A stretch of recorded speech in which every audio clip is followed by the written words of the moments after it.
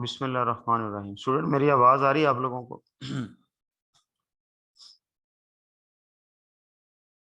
कोई कंफर्म कर दे जी, मेरी आवाज आ रही है?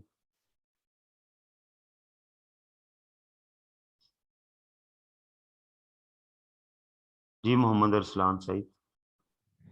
जी सर, आ रही है बात। ओके। हमारे दो कौन से क्वेश्चन बना रहते हैं अरसलान? कल हमने मार्किंग की थी तो फाइनली दो क्वेश्चन, एक तो मैंने आपको घर से करने के लिए दिए थे ना, उसके अलावा हमारे दो कौन से क्वेश्चन हैं? एक तो शायद ये एग्जाम्पल नंबर 18 है और दूसरा कौन सा है? जी सर, एग्जाम्पल नंबर 18 है और एग्जाम्पल नंबर 19 भी है। 19 है। आगे चलना जरा।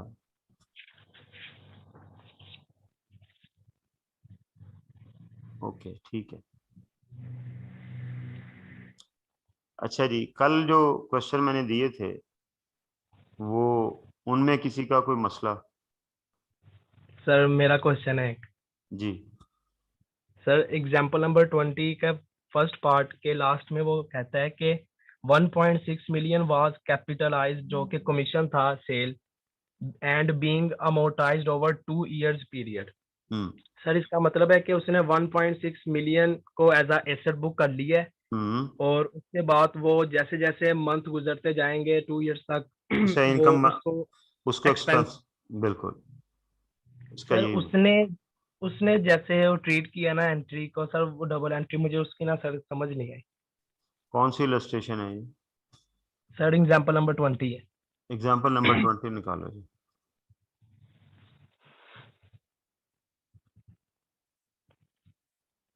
ये जो फर्स्ट थर्ड, पार्ट है सर जी। अच्छा फर्स्ट पार्ट है। ये तीनों इंडिपेंडेंट मेरा ख्याल क्वेश्चन जी सर। है, ऐसे ही है ना? जी सर। अच्छा जी। अब आप फर्स्ट पार्ट की बात कर रहे हैं। On 1 October 2019, TML sold machine C to Chen Limited, Chen Limited, whatever, for rupees 2.5 है, 25 million है? 25 sir. 25 million। As per the contract, 10th October को ये चीज बेची है। Payment would be made after 2 years. The accountant recognized sale revenue of rupees 25 million upon delivery on 1 October 2019। ठीक है जी। जाहिर है जब मैंने डिलीवर कर दी तो मुझे अपना रेवेन्यू रिकॉर्ड कर लेना चाहिए। Further commission paid to sales employees for winning the contract of rupees 1.6 million was capitalized and is being amortized over 2 years period. Applicable discount rate is 10%। अच्छा, अब ये उसने 1.6 मिलियन जो है वो कमीशन दिया और उसे कैपिटलाइज कर लिया, जी सर। और इसको अमोर्टाइज किया जा रहा है 2 इयर्स के ऊपर। अब आपका क्वेश्चन ये है, आगे चलो जरा सोल्यूशन के ऊपर। केस 1, आगे।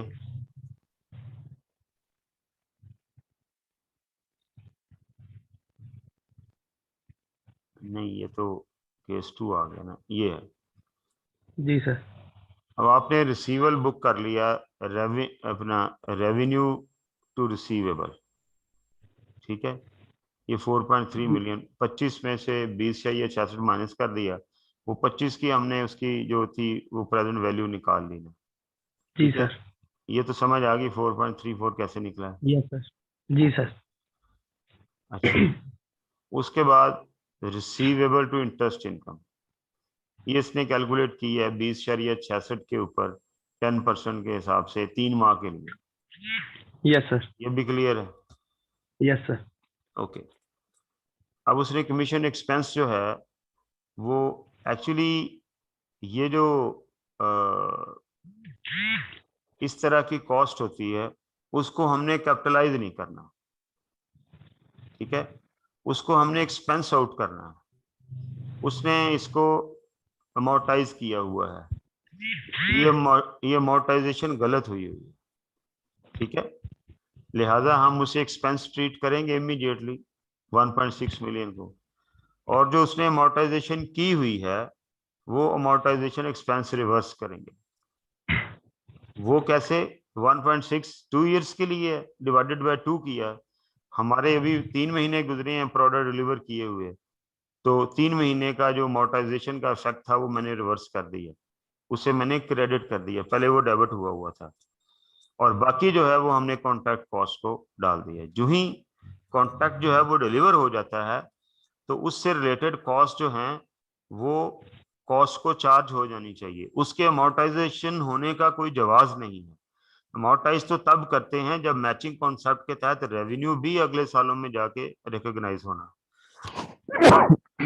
सॉरी, तो समझ सर गए? समझ समझ आई ये सर वाली बात कि हमने सारे का सारा ये जो कमीशन इनकम एक्सपेंस था हमने इसे एक्सपेंस ट्रीट करना था, ठीक है। और सर वो हम क्यों करना था? जी, सर एक्सपेंस क्यों ट्रीट करें कि मतलब कि अगर वो कमीशन है, कैपिटलाइज कॉस्ट है, बेशक हमें रेवेन्यू नहीं मिल रहा अगले सालों में, लेकिन अगर वो जो हमने कॉन्सेप्ट पीछे पढ़ा है कि हमने एज अ एसेट ही लेना है इसे, तो भाई एज ए तो sir asset, as a asset नहीं लेना। जो पीछे कॉन्सेप्ट ये पड़ा है वो फ्यूचर में कोई रेवेन्यू रिकॉर्ड होना था, इसलिए उसे एसेट बनाया था कॉस्ट को। इसका तो रेवेन्यू सारे का सारा अभी हमने रिकॉर्ड कर लिया, ठीक है। जी सर। तो जब सारा रेवेन्यू रिकॉर्ड कर लिया तो उसकी कॉस्ट क्यों आगे डेफर करें? बिल्कुल उसकी सर। कॉस्ट भी अभी चार्ज होनी चाहिए, जबकि वो इसे अमोर्टाइज कर रहा है। ये वो गलत काम कर रहा है। जिस पीरियड में रेवेन्यू रिकॉग्नाइज होना है मैचिंग कॉन्सेप्ट के मुताबिक, उसी पीरियड में जो है उसकी कॉस्ट भी रिकॉग्नाइज होनी है, ठीक है।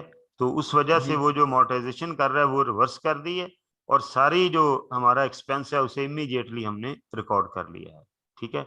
तो वो जो जी चार्ज करता रहा है कॉन्ट्रैक्ट कॉस्ट को एसेट बनाया हुआ है, ये उसने किया हुआ है ना, ये देखें। ये जो कैपिटलाइज करने का यहाँ पर मतलब ये है कि उसने कॉन्ट्रैक्ट कॉस्ट को, हम पीछे पढ़ के आए ना अमोर्टाइजेशन कब करनी है कॉस्ट की, उसे उसने कॉस्ट को कैपिटलाइज किया, मतलब एसेट बनाया हुआ है, ठीक है। जी सारे सर। उसने सारी कॉस्ट को एसेट बना लिया और फिर उसे Aahista Aahista per month charge कर रहा है। ऐसा नहीं जी होना सर। चाहिए।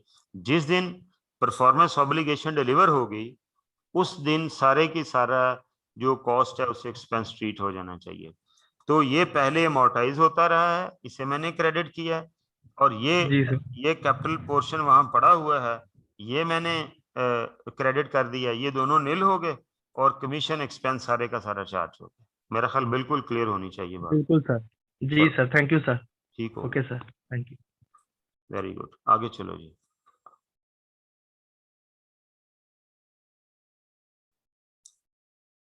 अच्छा जी, हम एग्जाम्पल नंबर 18 अटेम्प्ट करने लगे हैं जी। ये भी पेपर्स में आया हुआ क्वेश्चन है। Brunel Limited BL manufactures and sells plastic cards, printing machines with laminators. Plastic card printing machine with laminators. ये जो कार्ड नहीं है, ये क्रेडिट कार्ड वगैरह किसी भी किस्म का कार्ड है, उसकी प्रिंटिंग मशीन है, और साथ उसे लेमिनेशन भी करके देते हैं। ये हमारा बिजनेस है। ये वाली मशीन हम बेचते हैं और लेमिनेटर बेचते हैं। A machine specific card printing software is provided as a must part of the printing machine. और प्लस हम साथ क्या देते हैं, machine specific card printing software. Printing software भी साथ हम देते हैं जो कि मशीन, हर मशीन का स्पेसिफिक है, यानी ये किसी और जगह से वो नहीं ले सकता, उस मशीन के साथ ही रेलेवेंट है। Is provided as a must part of the printing machine. BL also sales plastic card imported from Thailand.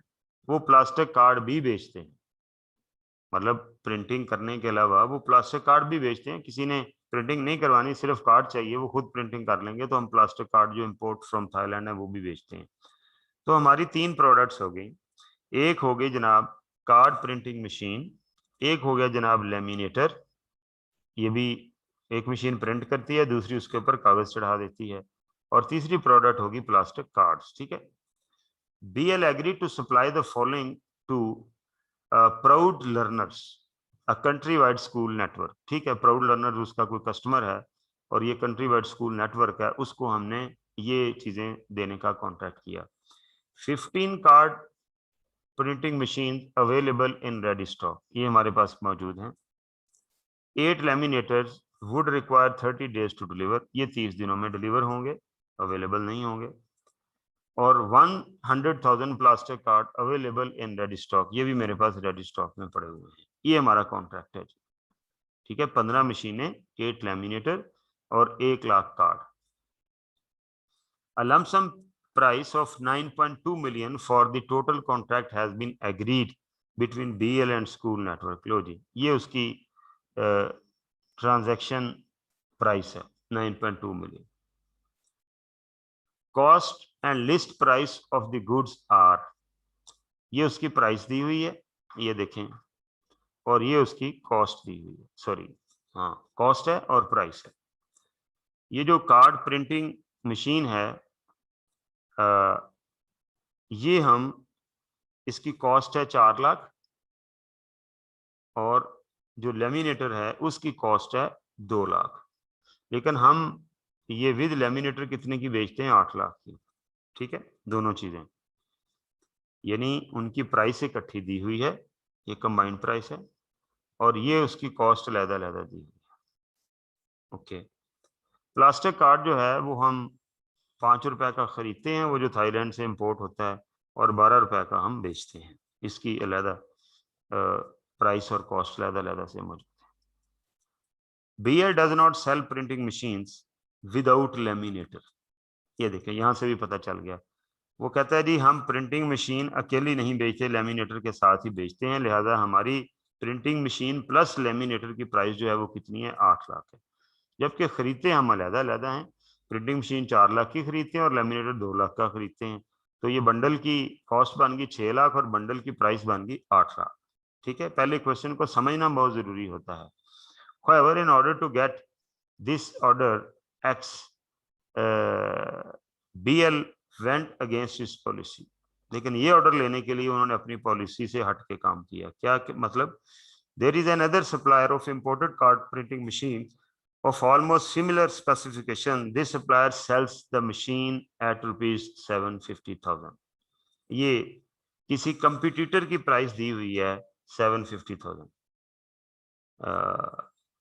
किस चीज की, sales the machine at rupees 750,000 machine की किसी कंपटीटर की प्राइस दी हुई है।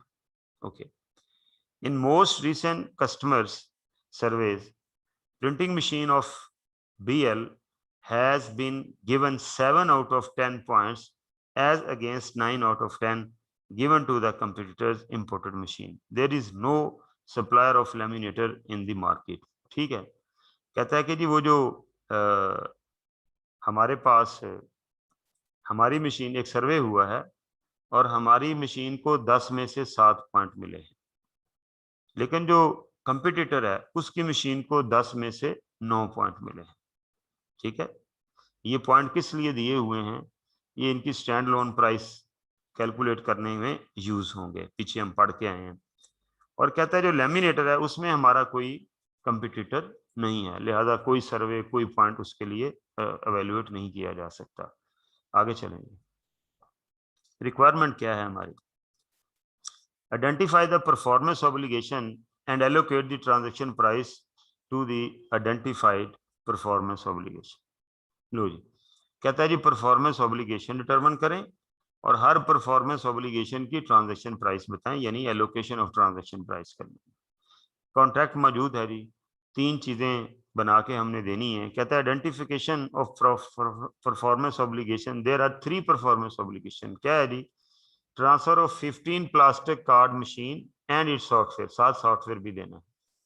ठीक है, transfer of 8 laminators and transfer of 100,000 plastic card. ये तो हमें क्लियर होगी बात कि जी ये 3, सिर्फ और सिर्फ एक बात का ख्याल रखना है कि इसके आगे हमने एंड इट्स सॉफ्टवेयर ऐड करना है। क्यों कि उसने पीछे बताया हुआ कि उस सॉफ्टवेयर के बगैर ये मशीन चल ही नहीं सकती, वो मशीन स्पेसिफिक सॉफ्टवेयर है, वो क्लाइंट बाहर से कहीं से अरेंज नहीं कर सकता, वो उसी मशीन के साथ रिलेटेड है।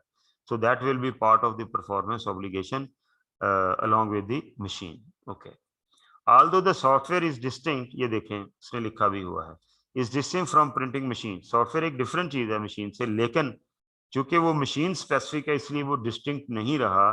ठीक है, क्योंकि डिस्टिंक्ट हो जाएगा तो वो सेपरेट परफॉर्मेंस ऑब्लिगेशन हो जाएगा। ठीक है, but both are highly dependable to each other. ये लेकिन कहता है जी देखने में ये एक डिफरेंट चीज है, सॉफ्टवेयर और मशीन 2 अलग अलग चीजें हैं, लेकिन दोनों हाईली डिपेंडेबल हैं। and interrelated और interrelated भी हैं. In context of this contract, these are providing a combined output to PL. Therefore, software is not separate performance obligation. तो ये तय हो गया कि जी सॉफ्टवेयर एक सेपरेट परफॉर्मेंस ऑब्लिगेशन नहीं है. बाहर ऐसे लग रहा था कि इसमें 4 परफॉर्मेंस ऑब्लिगेशन है. ठीक है, सॉफ्टवेयर है, मशीन है और लेमिनेटर हैं और प्लास्टिक कार्ड्स हैं. लेकिन चूंकि मशीन और सॉफ्टवेयर अलग-अलग इस्तेमाल नहीं कर सकता जो कस्टमर है इंडिपेंडेंटली, लिहाजा ये सिंगल परफॉर्मेंस ऑब्लिगेशन कंसिडर की जाएंगी. The total transaction price as per, ये पहला एक रिक्वायरमेंट उसकी खत्म हो गई जिसमें उसने कहा था कि आइडेंटिफिकेशन ऑफ ट्रांजैक्शन प्राइस जो है वो आप करें, वो हमने कर दी. उसके बाद आ गया जी total transaction price, identification of performance obligation करनी थी, वो हमने कर दी. अब आ गया जी ट्रांजैक्शन प्राइस की allocation. On the basis of available information the stand alone prices of each item will be estimated using the following approaches. अब मैंने ना स्टैंड अलोन प्राइस कैलकुलेट करनी है क्योंकि उस स्टैंड अलोन प्राइस की बेस के ऊपर ही मैंने ये जो 9.2 मिलियन है इसकी डिवीजन कर देनी है.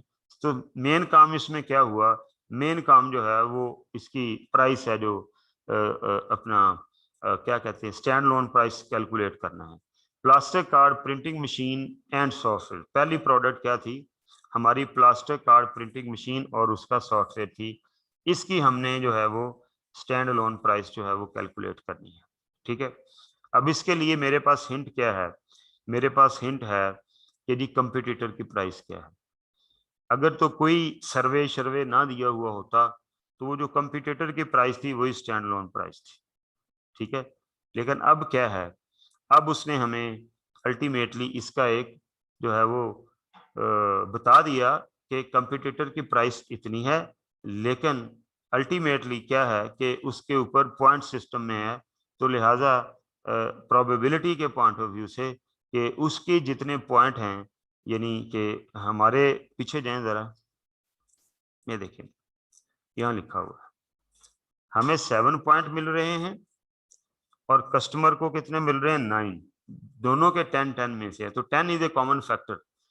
तो लिहाजा ये जो पॉइंट मिले हैं जिसको 7,50,000 किस वाले को मिले हैं जिसके 9 पॉइंट थे.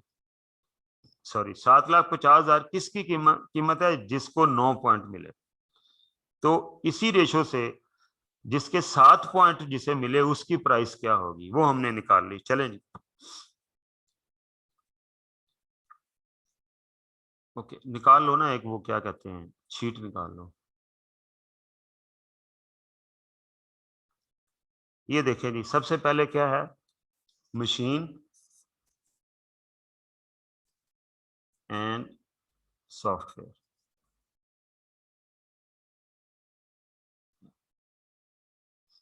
Okay, machine and software. इसकी देखें जब हमने पीछे बेसिस पढ़ी है ना स्टैंडर्ड में, स्टैंड अलोन प्राइस कैलकुलेट करने के लिए, उसके अंदर एक चीज तो ये थी कि जी ये कंपनी स्टैंड अलोन मशीन कितने की बेचती है, वहां से स्टैंड अलोन प्राइस मिल जाएगी. अगर वो नहीं है तो कंपटीटर ये मशीन कितने की बेचता है वहां से मिल जाएगी. ठीक है, और अगर कंपटीटर को हमने करना था, याद है एक चीज पढ़ी हमने, एडजस्टेबल मार्केट प्राइस. ठीक है, तीसरी बेस ये थी एडजस्टेबल मार्केट प्राइस. तो ना मेरी अपनी स्टैंड अलोन प्राइस मौजूद है, मेरी प्राइस तो कंबाइंड मौजूद है, ना उसकी मार्केट की स्टैंड अलोन प्राइस मौजूद है मौजूद, लेकिन वो मार्केट प्राइस नहीं है, वो उसको मैं यूज नहीं कर सकता क्योंकि मेरे प्रोडक्ट की क्वालिटी और है, उसके प्रोडक्ट की क्वालिटी और है. तो लिहाजा जब इस तरह की सूरत हाल हो तो एक तीसरी बेस भी सिखाई है आपको, वो क्या, एडजस्टेबल मार्केट प्राइस. तो हम बेसिकली उसकी इम्प्लीमेंटेशन करने लगे हैं, हम कंपटीटर की मार्केट प्राइस को एडजस्ट करने लगे. ठीक है, तो स्टैंड लोन प्राइस की कैलकुलेशन के लिए तो कंपटीटर की प्राइस कितनी है 7,50,000, ये उसी की प्राइस है ना कंपटीटर की. ठीक है, अब 7,50,000 उस चीज की प्राइस है जिसके 9 मार्क्स हैं, 9 पॉइंट्स हैं, 9 कैटेगरी है, 90% एक्यूरेसी है, 90% क्वालिटी, जैसे मर्जी कह लें. मेरी चीज की क्वालिटी जो है वो कितनी है, वो 70% है, 7 पॉइंट्स हैं. लिहाजा स्टैंड अलोन प्राइस जो है वो कितनी निकली एक मशीन की? हाँ जी, 583333 ये निकली। और चूंकि 15 मशीनें हैं लिहाजा 15 से मल्टीप्लाई कर दिया तो टोटल कितनी निकलेगी? 8750 ये रहा, ये आ गया 8750 ये नंबर 1 जो थी उसकी हमने स्टैंड लोन प्राइस हमने निकाल ली। ठीक है, अब आ जाती है जी दूसरी प्रोडक्ट। चलें जी उधर, ये देखें उसने भी निकाली हुई है 874500। लेमिनेटर, लेमिनेटर की अजीब स्टोरी है। लेमिनेटर हम अलहदा बेचते ही नहीं है, ना उसकी कोई मार्केट के अंदर हमें प्राइस अवेलेबल है। उसने लिखा हुआ है there is neither at observable stand loan price nor any comparable competitor product available in the market in which BL operates. In this case, we may use expected cost plus a margin approach. The estimated standalone price is worked out. जब ऐसी सूरत हाल हो कि ना हमारी अपनी product की कोई stand loan price हो, तो फिर हम कहते हैं अच्छा चलो यार हमारी प्रोडक्ट की नहीं है तो किसी और की प्रोडक्ट की स्टैंड लोन प्राइस मार्केट में मिलती जुलती ले लेते हैं। वो भी नहीं है। ठीक है, अगर वो होती तो उसके आगे भी दो सूरतें होती हैं कि एज इट इज यूज कर लें या उसे एडजस्ट करें। तो चूंकि वो है ही नहीं लिहाजा ना वो एज इट इज यूज हो सकती है ना वो एडजस्ट हो सकती है, जैसे हमने मशीन और सॉफ्टवेयर के लिए किया। तो फिर क्या करेंगे? फिर हमारे पास एक ही चीज बचती है, आगे चलेंगी एक ही चीज बचती है, वो क्या है? उसका जो कॉस्ट प्लस मार्जिन है ना वो हम देख लेते हैं। वो हमने कैसे कैलकुलेट करना है जी? उसके लिए भी मेरे पास बंडल की प्रॉफिटेबिलिटी जो है वो मैं कैलकुलेट कर सकता हूँ। चलो जी उधर जरा, उसके ऊपर शीट के ऊपर ये देखें, ये क्या है जी? Plastic card.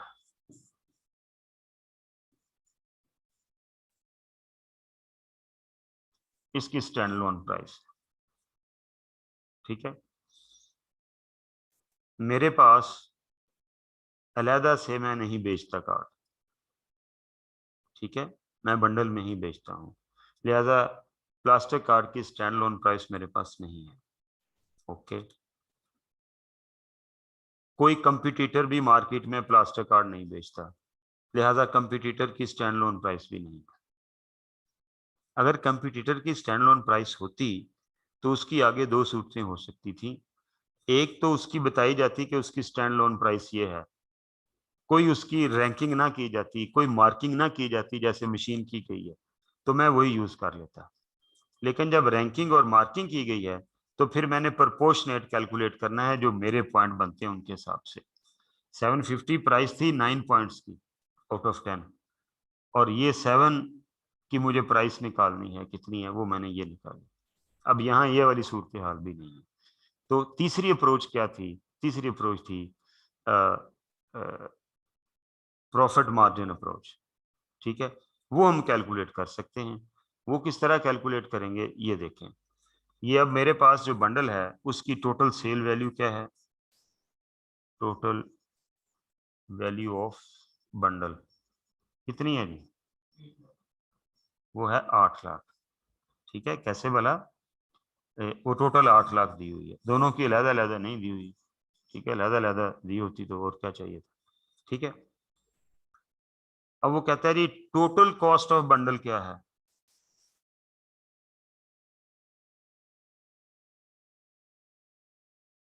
वो है 6 लाख। ये कहां से पता चली? क्वेश्चन पे जाएं जी जरा, ये देखें, ये देखें, ये उसकी सेल वैल्यू है।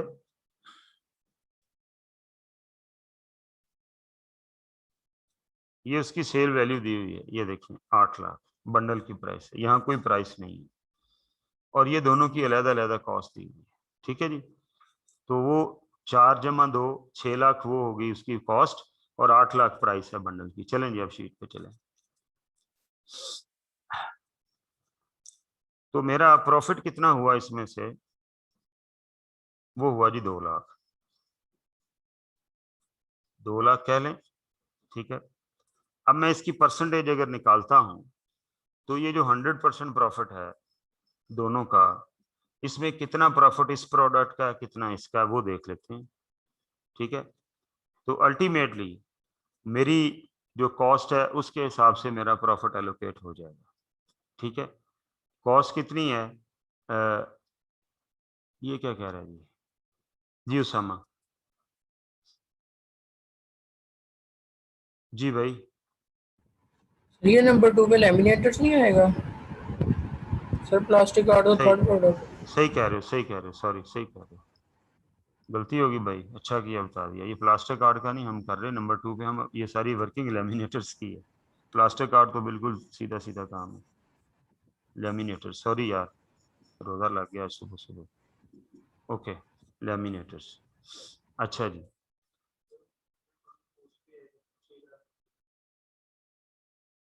नहीं इस प्रॉफिट की डिवीजन करनी है ना, तो इस प्रॉफिट को हमने देखना है कि कितना उसके ऊपर है, कितना उसके ऊपर है। ये पूरे बंडल का प्रॉफिट 2 लाख है, जो कि as far as profit is concern वो 100% है। अब इस दो कॉस्ट के हिसाब से इस प्रॉफिट की डिस्ट्रीब्यूशन कर देते हैं। ठीक है, इसमें किस चीज की कॉस्ट कितनी है जी? ये जो कॉस्ट ऑफ लेमिनेटर कितनी है? कॉस्ट ऑफ लेमिनेटर 2 लाख है जी, और कॉस्ट ऑफ मशीन कितनी है? 4 लाख। ठीक है जी, तो 6 लाख में 2 लाख का प्रोपोर्शन कितना बनता है? 2 लाख डिवाइडेड बाय 6 लाख करो, 33%, 33.33%। तो जिस रेशो से ये कॉस्ट कंट्रीब्यूट कर रहा है बंडल, एज्यूम करेंगे और कोई चारा नहीं है कि उसी रेशो से इनकी प्रॉफिटेबिलिटी होगी। यानी जिस चीज की कॉस्ट ज्यादा है, 2 लाख प्रॉफिट जो कि 100% प्रॉफिट है, ठीक है, इस प्रॉफिट में जिस चीज की कॉस्ट ज्यादा है उसका प्रॉफिट भी ज्यादा है। तो 6 लाख में से लेमिनेटर की कॉस्ट 2 लाख बनती है, जो कि 33% है। तो टोटल प्रॉफिट में से 33% प्रॉफिट जो है वो किसका है? लेमिनेटर का है। और बाकी जो है 67% प्रॉफिट जो है वो किसका है? वो मशीन का है। ये 100% पूरा हो गया। मैं एक्चुअली ये बात करना चाह रहा था। ठीक है, ये अब हमने ये प्रॉफिट डिस्ट्रीब्यूट कर दिया। ठीक है, अब जब ये टेस्ट प्रॉफिट डिस्ट्रीब्यूट हो गया, तो हम क्या कर सकते हैं? हम इसकी सेल प्राइस कैलकुलेट कर सकते हैं। ठीक है, ये जो प्रॉफिट है ये परसेंटेज ऑफ सेल होता है, परसेंटेज ऑफ सेल होता है। तो अगर मैंने सेल प्राइस कैलकुलेट करनी, थोड़ा इसे ऊपर करो।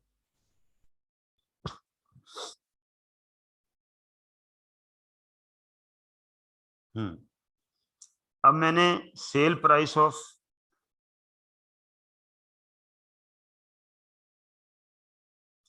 लेमिनेटर इसमें से निकालनी है,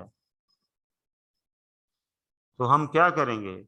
हम कहेंगे कि जिस रेशो से प्रॉफिट है उसी रेशो से उसकी सेल प्राइस को डिवाइड करना। ठीक है, तो यानी 8 लाख का क्या होगा जी?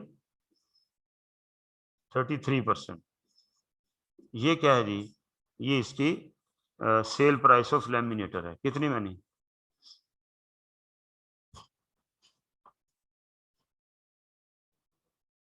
हम्म, पीछे जाओ, आगे, आगे, आगे, यहां बस। Okay,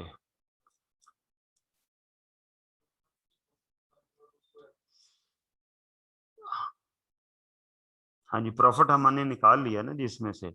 margin estimated 8 lakh minus 6 lakh, ठीक है, वो बना 2 लाख। ठीक है, अब ये जो 2 लाख का प्रॉफिट जो है, ये अल्टीमेटली 8 लाख में से है, तो 6 लाख का प्रॉफिट जो है वो कितना होगा? ये 66,000 आ रहा है। आप हमें एक्सपेक्टेड कॉस्ट जो है वो कितनी है इसकी? टू बीएल कितनी है? 2 लाख है। तो उसकी जो प्रॉफिटेबिलिटी टोटल निकली है हमारी, वो कितनी बनी थी? 266 बन रही है? नहीं, टोटल प्रॉफिटेबिलिटी कितनी है?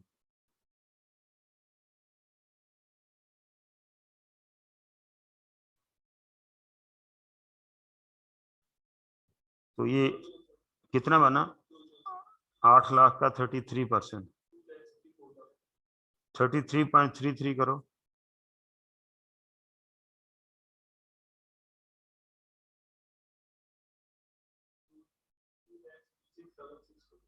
सिक्सटी सिक्स आया ना। हाँ, हम यहाँ गलत काम कर रहे हैं ना। ये देखें, इसकी राउंडिंग भाई ख्याल रखना है, ये मैंने इतने से ही फर्क पड़ जाएगा।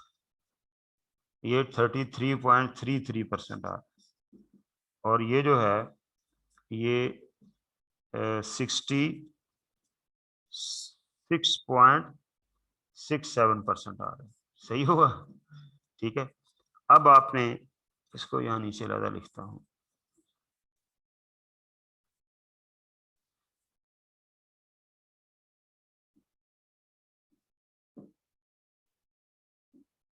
अच्छा जी। अब हम लिखते हैं सेल प्राइस ऑफ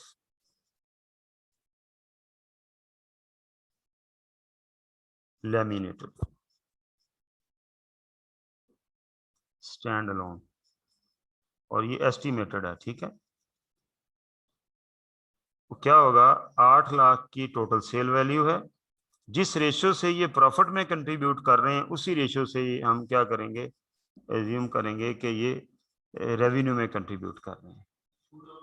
हाँ जी जी, हम इसको 266,640, अगर राउंडिंग नहीं करनी तो इस तरह से चलेगा, 2,66,640, ठीक है जी। और उसकी प्राइस कितनी है वो हम पहले कैलकुलेट कर चुके हैं, जरूरत नहीं, ठीक है। अब कितने लैमिनेटर हैं ये, टोटल स्टैंड अलोन प्राइस, क्योंकि मेरे पास टोटल ट्रांजैक्शन प्राइस है ना, ट्रांजैक्शन प्राइस 9.2 मिलियन, उसको मैंने करना है 266,640 इंटू कितने कार्ड हैं, 8 कार्ड हैं, 8 लैमिनेटर्स, सॉरी नॉट 8 कार्ड, 8 लैमिनेटर्स हैं, कितने हुए, 133, 120, ये बन गई उसकी, ठीक है। अब ये दो चीजें होगी, तीसरी चीज ऊपर करो जी। अब आ गया जी नंबर 3, वो क्या है, plastic cards.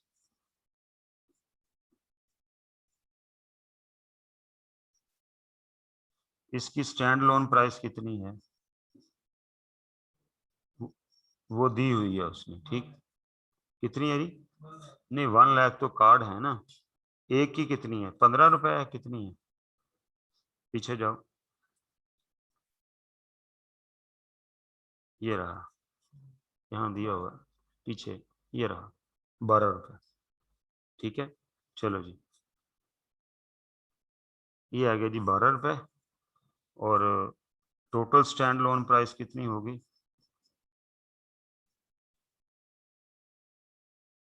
12 into 100,000, 1 lakh card है ना, और हम सारा टोटल का हिसाब कर रहे हैं 12 लाख।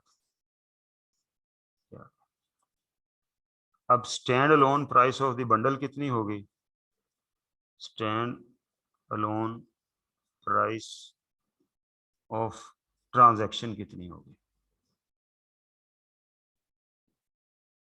क्या करना भला, इन तीनों को जमा करना है, किसको, इसको, इसको, और पीछे जाओ ऊपर, बल्कि ऊपर और इसको, ये होगी, ठीक है। एक और ऊपर जाओ, ये 2 3, इन तीनों को जमा करो, इतना ही है। हाँ ठीक है, हमारा राउंडिंग का डिफरेंस आ रहा है थोड़ा सा, 12,083 जी 120, कितना राउंडिंग का डिफरेंस आ रहा है, 3,120 का, ठीक है, वो राउंडिंग का डिफरेंस आ रहा है यहीं से, इस जगह से, हाँ उसमें भी डिफरेंस है राउंडिंग, ठीक। तो ये आ गया G stand loan transaction price, ठीक है।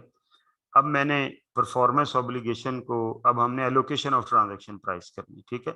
बस जी, इधर अब लिखेंगे हम allocation of of transaction price of 9.2 million, 92 lakh. ठीक है, ये रहा। अच्छा जी, अब क्या करेंगे, हमने कहा जी इसमें हमारे पास 3 चीजें हैं। ठीक है, एक क्या है, machine with software,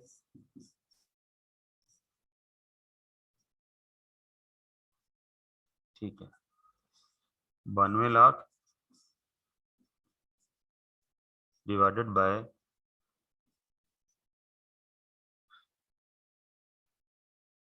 12,083 120 multiplied by कितना है ऊपर, इसकी वैल्यू कितनी है मशीन की स्टैंड लोन प्राइस,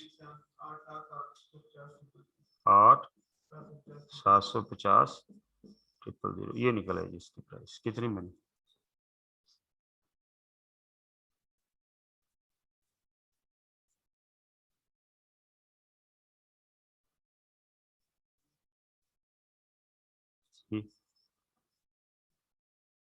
हम्म,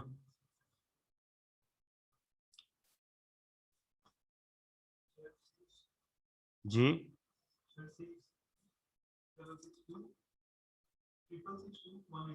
6662186 662 186 कहाँ, 662 186, ठीक है। उसके बाद लेमिनेटर आ गया जी, टोटल प्राइस ऑफ ट्रांजैक्शन है 92 लाख, जिसकी हम एलोकेशन कर रहे हैं।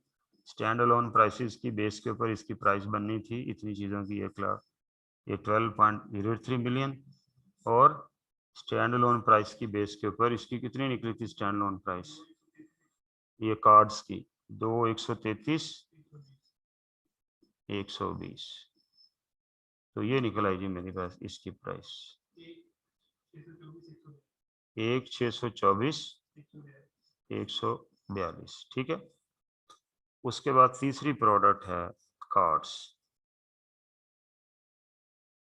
ये बंडल में है, टोटल ट्रांजैक्शन प्राइस 92 लाख की है, और बंडल स्टैंड अलोन प्राइस कितनी 120, और मुझे इसकी प्राइस कैलकुलेट करनी है 12 लाख, इसकी स्टैंड लोन प्राइस थी 12 लाख, तो ये जी 913 671।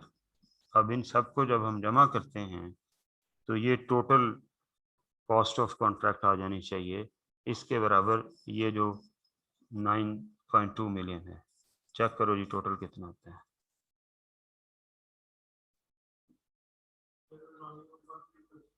बोल दो, इतना ही आ गया जी, वो 1 आध रुपए का कह रहे हैं डिफरेंस आ रहा है राउंडिंग का, ठीक है जी। उसके लिए आप क्या करें, इस 71 को 70 कर दें, 1 रुपया ज्यादा आ रहा है, 2 कर दें इसको, 1 रुपया कम आ रहा है तो इसको हम 2 कर देंगे, ले जी, ये आपकी 9.2 मिलियन। तो ये एग्जाम का आया हुआ क्वेश्चन है, जो कुछ पढ़ा हुआ है पढ़े का फायदा तब होता है जब आप at the end of the chapter उसकी एक मुकम्मल इम्प्लीमेंटेशन कर देते हैं। तो ये ट्रांजैक्शन प्राइस की एलोकेशन के लिए एक बेहतरीन क्वेश्चन था, जिसके अंदर एडजस्टेड मार्केट अप्रोच भी यूज़ हुई है, और आपकी जो ग्रॉस प्रॉफिट मार्जिन है वो भी अप्रोच जो है वो भी यूज़ हुई है, और इंडिपेंडेंट स्टैंड लोन प्राइस, तीनों प्रोडक्ट की के अंदर तीनों बेसिस जो हैं वो यूज़ की गई। क्यों जी समझ आया जी, हैंड रेज करें ज़रा, शाबाश बताएं।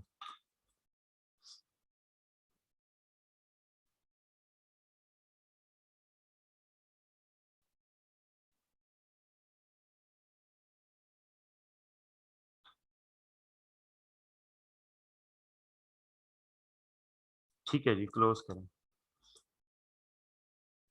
लो रोल कर दें। कोई क्वेश्चन किसी का जी?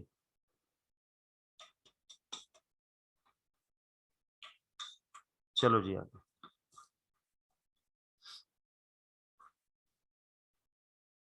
अच्छा जी, नेक्स्ट क्वेश्चन देखें, ये हम डिस्कस करेंगे, अटेम्प्ट आपने घर से करना है, प्रैक्टिस हो जाएगी। Thursday enterprises is a supplier of product Z and has provided you the following information. On 1st August 2018, Thursday Enterprises entered into a 6-month contract with customer Alpha for sale of Z for 250 per unit under the following terms. Okay. For rupees 250 per unit, ये हमारी contract price उसने बनाई है. If Alpha purchases more than 5,000 units during the contract period, the price per unit would be retrospectively reduced to 215. याद है हमने ऐसा question किया पीछे, ठीक है. जब हमें ये तवक्को होगी कि वो इसको पहुंच जाएगा तो हम वो जो पैसे उसके आए हुए हैं उसे कॉन्ट्रैक्ट लायबिलिटी बुक करेंगे, जो कि हमने ज्यादा पैसे लिए हुए होंगे, जो पहले 5,000 से पहले वाले यूनिट हैं उस वक्त. और जब वो 5,000 से क्रॉस करेगा तो अगले यूनिट की कीमत के अंदर ये पिछले पैसे जो 35 रुपए एडवांस आए हुए होंगे वो एडजस्ट कर देंगे. This is the only issue. T unconditional right to receive consideration would be established upon completion of quality control procedures by Alpha for the first order. The procedure would take a week after receiving the goods. ठीक है, ये तो time बताया. Placement of order by Alpha for the subsequent order. ठीक है. वो कहता है जी वो अनकंडीशनल राइट टू रिसीव कब एस्टेब्लिश हो जाता है, जब ये वाली कंडीशन पूरी हो जाए.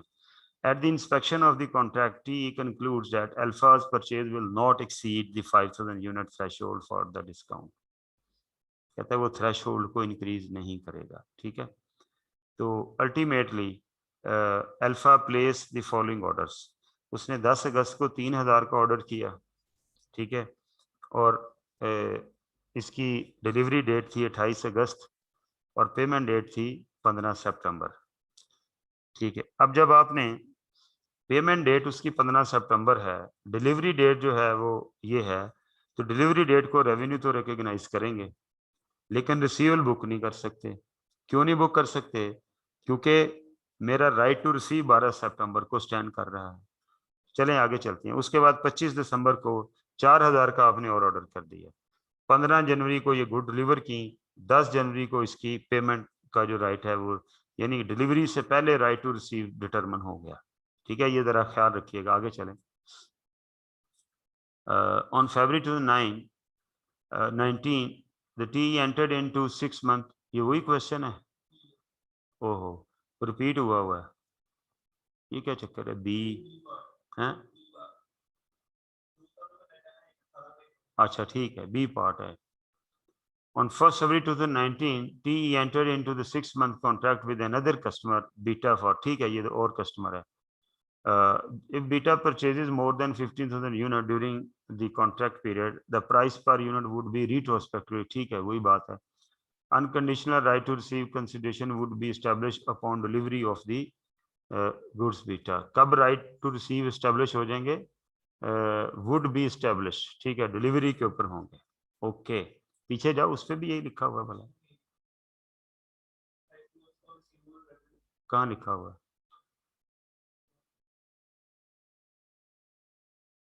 ये देखो. The unconditional right to receive consideration would be established upon completion of quality control procedures by Alpha and the first order. The procedure would take a week after the receiving the goods. इसके एक हफ्ता बाद. ठीक है, 28 अगस्त के एक हफ्ता बाद आपका अनकंडीशनल. और placement of order by Alpha for subsequent order. ठीक है. और जब हाँ जी, वो बनेगा 28 से आगे हफ्ता ले जाएंगे तो ये डेट नहीं बनेगी, ये एक हफ्ता आगे की डेट है, वो 5 सितंबर बनेगी. उस दिन आपने रिसीवल बुक करना है. चलेंगे. रिक्वायरमेंट क्या है? In respect of the above contract prepare journal entries to record in the books of TE for the year 31 December 18. पहले इसको इंडिपेंडेंटली देख लें, इसको भूल जाएं अभी एक लम्हे के. दो अलग-अलग सवाल. ठीक है जी. चले जी, एंट्रीज निकालें. मैंने आपको बता दिया कि सबसे पहले एंट्री क्या होगी. ये कॉन्ट्रैक्ट एसेट मैंने डेबिट कर लिया और रेवेन्यू को मैंने क्रेडिट कर दिया. ठीक है, क्योंकि मेरा राइट टू रिसीव एक हफ्ता बाद इस्टेब्लिश होता है. तो जिस दिन मैं प्रोडक्ट दूंगा, आपको याद है हमने कहा था हम कोई एंट्री तो करेंगे, और हमने कहा था एक नया कॉन्सेप्ट दिया इसने कॉन्ट्रैक्ट एसेट का IFRS ने, तो वो हमने बुक कर ली. अदरवाइज हम पहले सेल जब करते थे तो डायरेक्टली रिसीवल बुक कर लेते थे. अब रिसीवल नहीं डायरेक्ट बुक कर सकते. रिसीवेबल उस वक्त बुक करेंगे जब unconditional right to receive establish हो जाएगा। वो कहता है कि जी प्रोडक्ट डिलीवर करने के बाद, क्वालिटी एश्योरेंस के बाद 1 हफ्ते के बाद आपका राइट टू रिसीव एस्टेब्लिश होता है। अब मैं क्या करूंगा, रिसीवेबल टू कॉन्ट्रैक्ट एसेट करूंगा, ये ले, ये दोनों एंट्रीज हो गई। उसके बाद मुझे कैश आ जाएगा, जो भी ये जब भी आएगा, ये 12 पेमेंट डेट दी हुई है, ये उस दिन हमने ये कर लिया। उसके बाद 25 तारीख को कहता है कि जी हमने क्या करना है, अगेन जो रेवेन्यू है उसको रिवर्स कर दें। कितना रिवर्स कर दें, जितने पैसे मेरे पास ज्यादा आए हुए हैं। जिस दिन वो ऑर्डर कंफर्म होगा उस दिन, शुरू में मुझे आइडिया नहीं था तो लिहाजा मैंने कुछ नहीं किया। जो ही मुझे वो ऑर्डर कंफर्म होगा, मैं क्या करूंगा, रेवेन्यू को रिड्यूस कर लूंगा और मैं कॉन्ट्रैक्ट लायबिलिटी स्टैंड कर लूंगा। ये कैसे निकला है, वो जो पिछले 3000 यूनिट हैं, ठीक है, जो डिलीवर हो चुके हैं, उनमें हर यूनिट में 35 रुपए निकले। कैसे, 250 माइनस 215, ठीक है, ये 35 रुपए से मैंने इसे मल्टीप्लाई करके, ये मेरी कॉन्ट्रैक्ट लायबिलिटी स्टैंड करके ईयर एंड के ऊपर, ठीक है। अब हम रिसीवेबल बुक करेंगे अगले 4000 यूनिट का। अगले 4000 यूनिट जो हैं उसका राइट टू रिसीव, सब्सिक्वेंट जो राइट टू रिसीव है वो कहता है जब आप ऑर्डर देंगे उसी दिन हो जाएगा, ठीक है। देखो सब्सिक्वेंट का उसने कब कहा है राइट टू रिसीव एस्टेब्लिश होगा, चलें जरा वहां पर इनको एक दफा फिर इंडिकेट कर दें। ये देखें, the unconditional right to receive consideration would be established upon placement of the order by Alpha for the subsequent order. जिस दिन ऑर्डर दिया गया, वो किस दिन दिया गया है, 25 दिसंबर को, लिहाजा मैंने 25 दिसंबर को अपना रिसीवेबल बुक कर लेना है। चलो जी, 25 दिसंबर को ये मैं एंट्री करूंगा, ये देखें, ये 25 दिसंबर को। लेकिन चूंकि अभी मैंने दिया कुछ भी नहीं उसको, तो लिहाजा मैं रिसीवेबल को डेबिट करके कॉन्ट्रैक्ट लायबिलिटी क्रेडिट करूंगा। याद है मैंने कहा था ये कि अजीब सी एंट्री है कि एसेट टू लायबिलिटी है, रिसीवेबल टू पेएबल है, लेकिन राइट टू रिसीव इस दिन एस्टेब्लिश हो गया, प्रोडक्ट कब डिलीवर हुई उसका कोई ताल्लुक नहीं है, और लायबिलिटी मेरी इस दिन जो है वो बन गई सारी की सारी। कितनी, जितनी अब प्राइस है उसकी। वो कैसे बना, 4000 यूनिट है और अब उनकी जो जेन्युइन प्राइस है वो कितनी है, 215, ये उसकी प्राइस बनी। लेकिन कितनी, 860,000। लेकिन इसमें से हमारे पास पहले उनके पैसे आगे हुए हैं, ये वाले कितने भला, 1,05,000। तो वो 1,05,000 मैं माइनस कर दूंगा, ये तो आगे ना, ये तो नहीं अब मिलने हमें, ठीक है जी, ये तो एडजस्ट करने हैं जो कॉन्ट्रैक्ट लायबिलिटी है। बाकी कितने बचे जी, 7,55,000। तो 7,55,000 से मैं ये एंट्री करूंगा, ये वाली एंट्री, ठीक है। ये 1,05,000 क्यों माइनस किए हैं, क्योंकि उनका बैलेंस हमारे पास पड़ा हुआ है इस शक्ल में, ये देखिए कॉन्ट्रैक्ट लायबिलिटी, रिफंड लायबिलिटी जो है, ठीक है, ओके। फिर उन्होंने पेमेंट कर दी इस तारीख को, वो एंट्री बुक हो जाएगी। और आखिर में जिस दिन हम प्रोडक्ट डिलीवर करेंगे उस दिन कॉन्ट्रैक्ट लायबिलिटी नील हो जाएगी और वो रेवेन्यू में कन्वर्ट हो जाएगी। So this will be the case. आगे चलें, बी के अंदर क्या है जी, बी के अंदर सीधा हिसाब है। उसने कहा हुआ है कि जी जिस दिन आपने रिसीव करनी है गुड्स, ठीक है, उस दिन आपने, पीछे जाएं जरा, अभी पता चल जाता है, ये बी पार्ट के ऊपर,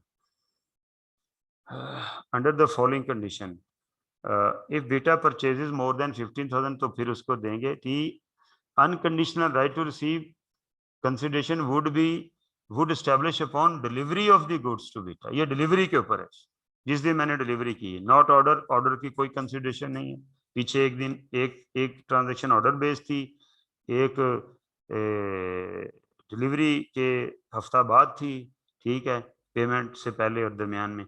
इसमें वो क्या कहता है, जिस दिन डिलीवरी हुई है ये वाला, उस दिन मैंने रिसीवेबल बुक करना है, ठीक है जी। चलें जी, ये देखें 28 फरवरी 19 रिसीवेबल बुक कर लिया, ठीक है। कैसे किया मैंने, ये मैंने 2,50,000 से रिसीवेबल बुक किया, ठीक है। और अब मुझे वो कहता है कि जी हमारी प्रैक्टिस हमें उस दिन पता है कि ये क्रॉस कर जाएगा लिमिट, तो लिहाजा मैं क्या करूंगा, आज ही रेवेन्यू उतना बुक करूंगा जितना बुक करना चाहिए, 10,000 × 215, और ये जो एक्स्ट्रा पैसे उससे ले रहा हूँ कितने, 35 रुपए, वो कॉन्ट्रैक्ट लायबिलिटी आ जाएगी 350।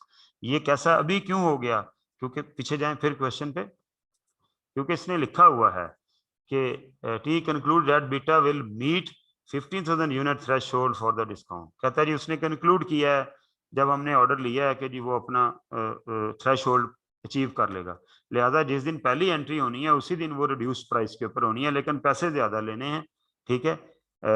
वो लायबिलिटी बुक हो जाएगी, ये हमारी लायबिलिटी बुक हो गई। ठीक है, किधर गया जी, ये लायबिलिटी बुक हो गई। अब कैश आ गया जी। उसके बाद उसने कहा जी अगली ट्रांजैक्शन होती है ये receivable contract liability to revenue, मतलब अब वो जो अगले यूनिट हैं, अगले कितने यूनिट हैं, अगले कितने, 8,000, ये 8,000 है। इस 8,000 को हम मल्टीप्लाई करेंगे 215 से, ये इसकी वैल्यू बनी कितनी, 1,720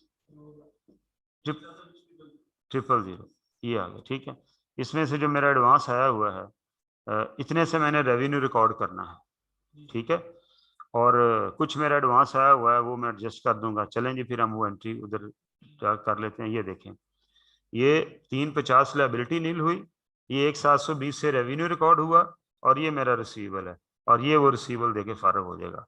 तो ये बेस्ट क्वेश्चन थे दोनों टू कंक्लूड द चैप्टर।